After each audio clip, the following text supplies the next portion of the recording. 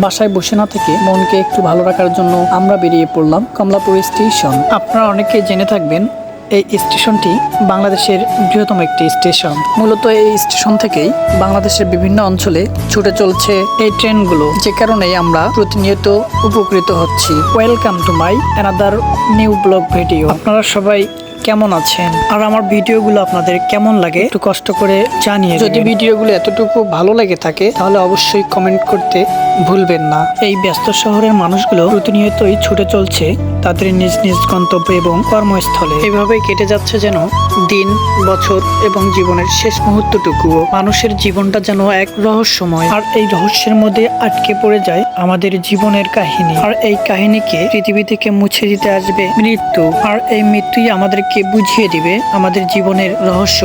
যেই রহস্য বুঝতে বুঝতে আমরা দুনিয়ার জীবন শেষ করেছি। একটা গানে শুনেছিলাম আমি, সময় থাকতে মনা হুশে আয়। নিজে যদি আপনি হুশ না থাকেন তাহলে আপনি ফেল, মানে দিন শেষে আপনি জিরো।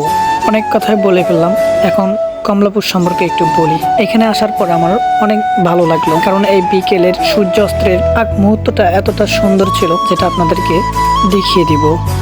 ডোন্ট মাইন্ড, আমি ভিডিও করার শেষে দেখতে পেরেছি যে মেয়েটি আমার ক্যামেরার দিকে তাকিয়েছিল। এটিও একটি জীবনের স্মৃতি।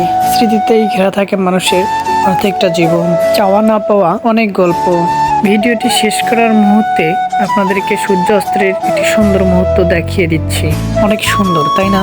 আপনার কাছে যদি সুন্দর লেগে থাকে তাহলে লাইক, কমেন্ট এবং শেয়ার করতে ভুলবেন না। সেই সাথে আপনি যদি নতুন হয়ে থাকেন তাহলে অবশ্যই আমার পেজটিতে ফলো দিয়ে যাবেন। ধন্যবাদ।